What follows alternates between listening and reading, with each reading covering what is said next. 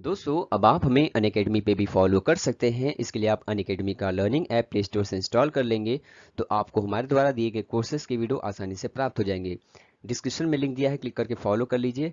आप देखेंगे यहाँ पे आपको यूपी टेट सी टेट से रिलेटेड सारे कोर्सेज अवेलेबल कराए गए हैं, तो आप इन सभी को देख सकते हैं आसानी से। धन्यवाद। नमस्कार दोस्तों, आप सभी का स्वागत है MSSC नोट्स में। तो दोस्तों आज मैं आपके सामने एक बार फिर से हाजिर हूँ एक और शानदार वीडियो लेके।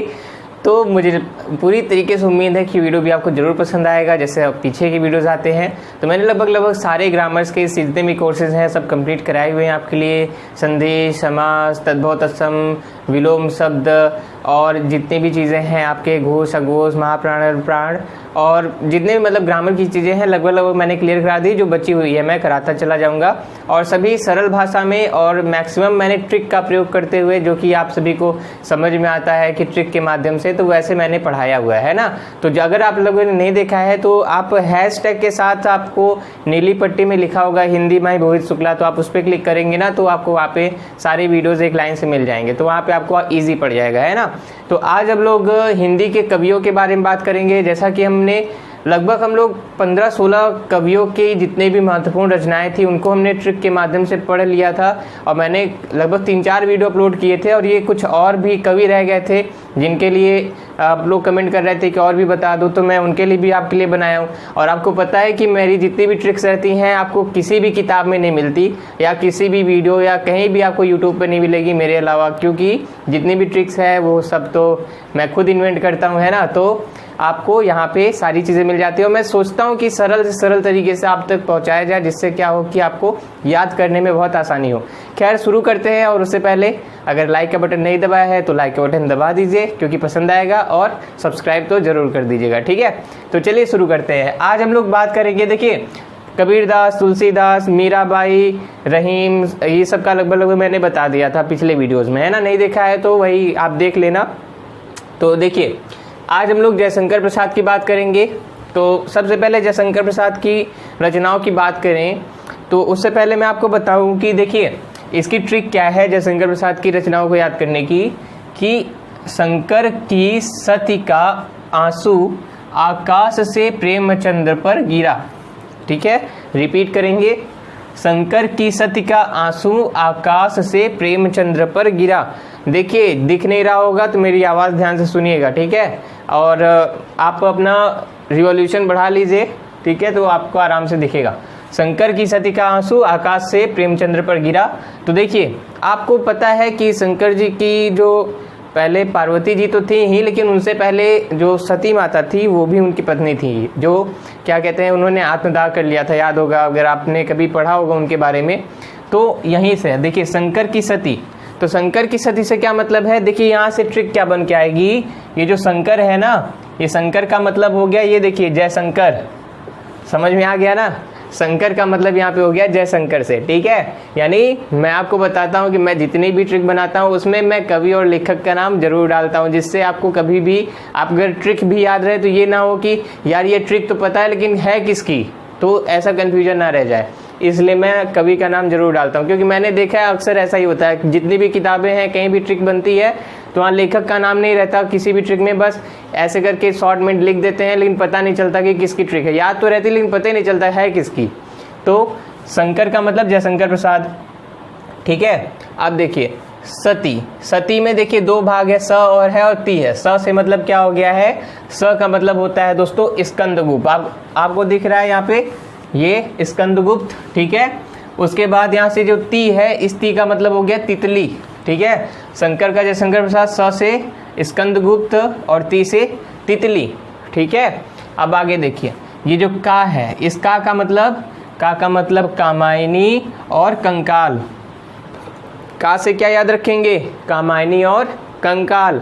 आंसू आप सब जानते हैं जयशंकर प्रसाद की है और कई परीक्षाओं में पूछी गई है। तो आंसू से आंसू, आकाश से गिरा, तो आकाश का क्या है दोस्तों, आकाश से गिरा आकाशद्वीप, ठीक है, आकाशद्वीप। और प्रेमचंद्र, यहाँ प्रेम है और चंद्र अलग अलग, तो प्रेम का क्या हो गया प्रेम पथिक, और चंद्र का हो गया चंद्रगुप्त। याद है ना, चंद्रगुप्त और प्रेम पथिक किसकी रचना है, जयशंकर प्रसाद की रचना है, ठीक है। अब हम लोग आगे बात करेंगे भारतेंदु हरिश्चंद्र जी की।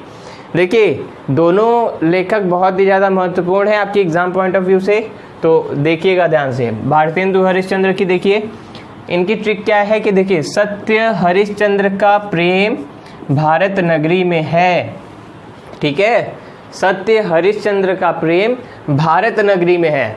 क्या मतलब निकलेगा? देखिए याद करने में बहुत आसान पड़ जाता है ना, सत्य हरिश्चंद्र का प्रेम भारत नगरी में है, और शंकर की सती का आंसू आकाश से प्रेमचंद्र पर गिरा, ये सब याद करने में कोई तरीके वो कुछ भी नहीं, तकलीफ नहीं होगी, बिल्कुल एक जैसे छोटे बच्चे बोलते हैं ना एकदम नॉर्मल भाषा में, इसलिए एकदम आपके लिए बनाया जाता है। ना कोई कविता का प्रयोग, ना ही कोई बहुत ही घुमावदार है, नहीं है ऐसा, ठीक है। तो देखिए सत्य हरिश्चंद्र का मतलब क्या होता है? सत्य हरिश्चंद्र नाटक। अब देखिए आप कहोगे यार इसमें लेखक का नाम कहाँ डाला है, तो देखिए यहाँ से ये जो हरिश्चंद्र है, तो भारतेंदु हरिश्चंद्र नाम भी तो है कवि का, है ना, तो सत्य हरिश्चंद्र से सत्य हरिश्चंद्र नाटक और भारतेंदु हरिश्चंद्र की रचना, तो यहाँ से सत्य हरिश्चंद्र नाटक। अब देखिए प्रेम से दोस्तों क्या बनेगा? प्रेम से बनेगा प्रेम माधुरी। क्या बनेगा? प्रेम से बनेगा प्रेम माधुरी। क्लियर है ना? अब देखिए भारत से क्या बनेगा? भारत से बनेगा भारत भारती। सभी को पता होगा बहुत ही महत्वपूर्ण चीज़ है भारत भारती, और आपने पढ़ा भी होगा बचपन में, है ना। नगरी, अंधेर नगरी चौपट राजा, टके शेर भाजी और टके शेर खाजा, है ना। तो देखिए अंधेर नगरी ये भी किसकी रचना है? भारतेंदु हरिश्चंद्र जी की। याद रहेगा ना इतना? चलिए आगे चलें। भगवती चरण वर्मा जी की, ठीक है। कौन है ये? भगवती चरण वर्मा जी है ना। तो देखिए वर्मा जी ने क्या हुआ, तो वर्मा जी ने क्या किया दोस्तों, तो वर्मा जी जो है वे टेढ़े रास्ते की राह भूल गए, ठीक है। वर्मा जी ने क्या किया, जो टेढ़ा मेढ़ा रास्ता था उसकी रास्ता ही भूल गए, वो कैसे किधर जाना था भूल गए, एक दो बार गए फिर भी भूल गए। तो इसको कैसे याद रखेंगे कि वर्मा जी टेढ़े रास्ते का या टेढ़े रास्ते की राह भूले, ठीक है। वर्मा जी टेढ़े रास्ते की राह भूल गए। वर्मा जी से क्या होगा? भगवती चरण वर्मा। और टेढ़े से क्या होगा? टेढ़े मेढ़े रास्ते, ठीक है। क्या होगा? ये है देखिए टेढ़े मेढ़े रास्ते, दिख रहा है ना, ये टेढ़े मेढ़े रास्ते। अब देखिए टेढ़े रास्ते से, ठीक है, टेढ़े रास्ते का मतलब टेढ़े मेढ़े रास्ते। अब देखिए राह, राह का मतलब क्या है? रास्ते में कुछ पत्थर कंकड़ भी आते हैं ना, तो रास्ते का जो कंकड़ पत्थर है वही हो जाएगा राह के पत्थर, ठीक है। अब देखिए भूले, भूले बिसरे गीत याद आते हैं कि नहीं आते हैं? लेकिन भूले बिसरे चित्र जरूर याद किया कीजिए। देखिए भूले बिसरे चित्र, तो भूले से क्या हो गया? भूले बिसरे चित्र हो गया, ठीक है। समझ में आ गया ना इतना? चलिए वेरी नाइस। तो वर्मा जी का रास्ता क्लियर है। चलिए आगे। धर्मवीर भारती, ये भी देखिए भारती हैं, ठीक है। और आप सब क्या हैं? आप सब भी भारतीय हैं, इंडियन है ना। तो देखिए धर्मवीर भारती, तो भारती का क्या है? देखिए भारती के गुनाह सूरज को अंधा करते हैं। बाप रे, देखिए भारतीयों के जो गुनाह हैं वे सूरज को भी अंधा कर देते हैं, ठीक है। यहाँ भारती से अगर आप भारतीय अगर आप याद कर सकते हो ज़्यादा बेटर पड़ जाता है। भारती इसलिए लिखा ताकि आपको याद रहे भारती से भारती, है ना। कौन है? धर्मवीर भारती, यानी भारती के गुनाह।